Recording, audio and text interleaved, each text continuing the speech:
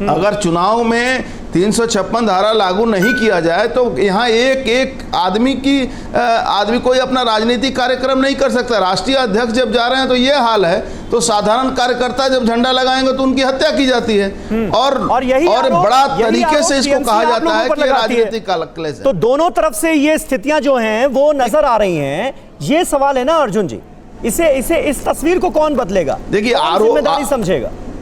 देखिए मैं आपको बताऊं, आरोप लगाना यहाँ का एक परंपरा है। अच्छा। ये बंगाल में ना जो हत्या होती है, लोगों को मारा जाता है, तो जो सरकारी पार्टी है वो कह देती है कि आपस की लड़ाई है। मुझे समझ में नहीं आता है कि आपस की लड़ाई में सरकारी पार्टी के लोग का तस्वीर आता है कि वो हत्या किए, सीसीटीवी में उसका फुटेज आता है और बीजेपी तृणमूल बोलती है कि ये बीजेपी की अंदरूनी लड़ाई है।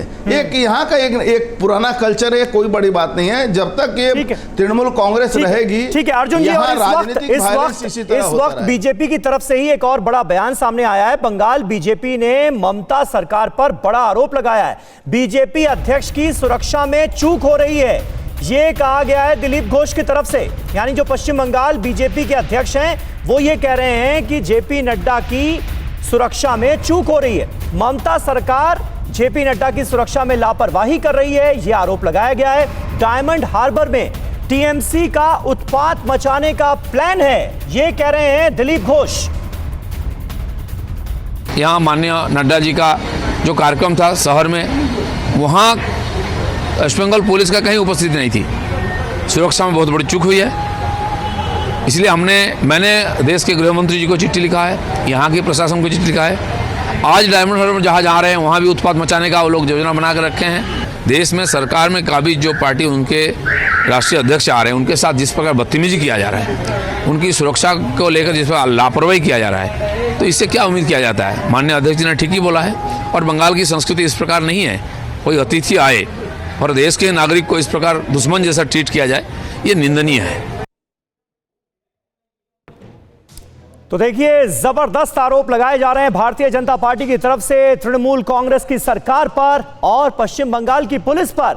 तो कुल मिलाकर शंखनाद तो हो चुका है, बीजेपी मिशन बंगाल पर निकल पड़ी है। दीदी ने भी अपने किले की सुरक्षा और मजबूत करनी शुरू कर दी है। ऐसे में देखते हैं कि आखिर बीजेपी का ये बंगाल महामिशन क्यों है, इसकी जरूरत बीजेपी को, ये जरा समझिए। 42 लोकसभा सीटों वाला पश्चिम बंगाल है और 2024 के आम चुनावों के लिहाज से इसे बेहद अहम माना जा रहा है। 10 साल सत्ता में रहने के बाद ममता बनर्जी के खिलाफ स्वाभाविक एंटी इनकम्बेंसी के आसार हैं। यानी यहां पर भी सिर्फ विधानसभा चुनावों पर ही नजर नहीं है बीजेपी की, लोकसभा चुनावों पर भी है। राज्य में कांग्रेस और लेफ्ट के कमजोर होने से बीजेपी के लिए बेहतर मौका है।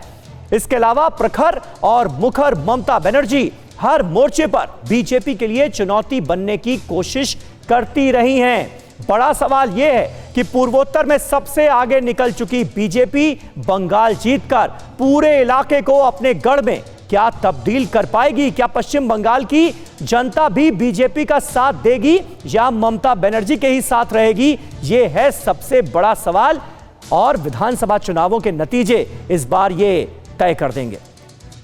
और इस बीच एक अहम खबर यह है कि जेपी नड्डा के डायमंड हार्बर जाने से पहले ही वहां टीएमसी और बीजेपी के बीच क्लैश शुरू हो गया है। टीएमसी कार्यकर्ताओं के अटैक में डायमंड हार्बर शहर के बीजेपी अध्यक्ष सुरजीत हल्दर समेत कई अन्य बीजेपी कार्यकर्ता घायल हुए हैं, ऐसी सूचना मिल रही है। और आपको बता दें कि ये डायमंड हार्बर ये वो इलाका है जहां से ममता बनर्जी के भतीजे और कहा जाता है बंगाल में इनकी नंबर 2 की हैसियत है, अभिषेक बनर्जी, ये इनकी संसदीय सीट है। और यहां पर आज पहुंचने वाले हैं जेपी नड्डा। उससे पहले बीजेपी कार्यकर्ताओं के घायल होने की खबर सामने आ रही है क्लैश में। न्यूज़ टॉप 9 रोज सुबह 7 बजे और शाम 7 बजे सिर्फ TV9 भारतवर्ष पर।